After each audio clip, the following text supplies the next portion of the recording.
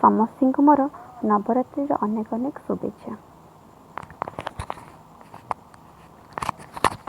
ଆଜିଠାରୁ ଆରମ୍ଭ ହେଉଛି ଶାରଦୀୟ ନବରାତ୍ରି। ପ୍ରତ୍ୟେକ ହିନ୍ଦୁ ପରିବାରରେ ଏହି ନବରାତ୍ରି ସମୟକୁ ଖୁବ୍ ଆନନ୍ଦ ଓ ଉତ୍ସାହ ସହ ପାଳନ କରାଯାଇଥାଏ। କାରଣ ମା ଦୁର୍ଗତିନାଶିନୀ ଧରାପୃଷ୍ଠରୁ ଅବତରଣ ଆଜି କରିଥାନ୍ତି ପାପର ବିନାଶ ଓ ଧର୍ମର ସ୍ଥାପନା ପାଇଁ। ଏହି ସମୟରେ ସମଗ୍ର ବାତାବରଣ ପବିତ୍ର ହୋଇଯାଇଥାଏ। ଚାରିଆଡ଼େ ମନ୍ତ୍ର ଧ୍ୱନିରେ ପ୍ରକମ୍ପିତ ହୋଇ ଉଠିଥାଏ। ଏହି ସମୟରେ ଜୀବ ଜଗତର ପ୍ରତ୍ୟେକ ପ୍ରାଣୀମାନଙ୍କ ସାନ୍ନିଧ୍ୟ ଲାଭ କରିବା ପାଇଁ ଉତ୍ସାହିତ ହୋଇଥାନ୍ତି। ନବରାତ୍ରିରେ ଏହି ମାନବ ଜାତି ନିଜ ମନରୁ ଘୃଣା, ରାଗ, ପର ଆଲୋଚନା, ପର ନିନ୍ଦା, କ୍ରୋଧ, ଅହଙ୍କାର, ଲୋଭ, ମୋହ ଇତ୍ୟାଦି ତ୍ୟାଗ କରିବା ସଂକଳ୍ପ କରିବା ଉଚିତ।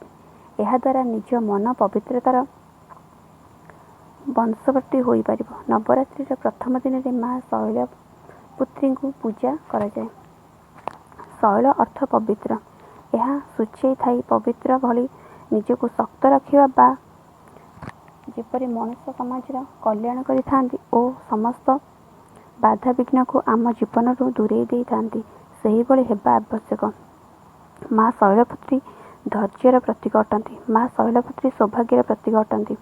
ମା ଶୈଳପୁତ୍ରୀଙ୍କୁ ସୌଭାଗ୍ୟ ଓ ଶାନ୍ତିର ପ୍ରତୀକ ବୋଲି କୁହାଯାଇଥାଏ। ମାନ୍ୟତା ରହିଛି ଯେ ମା ଶୈଳପୁତ୍ରୀଙ୍କୁ ଭକ୍ତି ଭାବରେ ପୂଜା କରିବା ଦ୍ୱାରା ସମସ୍ତ ସୁଖ ଓ ମାନବଞ୍ଚିତ ଫଳପ୍ରାପ୍ତି ହୋଇଥାଏ, ଜୀବନରେ ଲାଭ ହୋଇଥାଏ।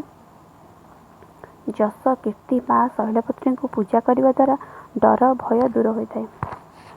ମାନ୍ୟତା ରହିଛି ଯେ ମା ଶୈଳପୁତ୍ରୀଙ୍କୁ ପୂଜା କରିବା ଦ୍ୱାରା ଯଶ କୀର୍ତ୍ତି ଓ ଧନ ପ୍ରାପ୍ତି ହୋଇଥାଏ।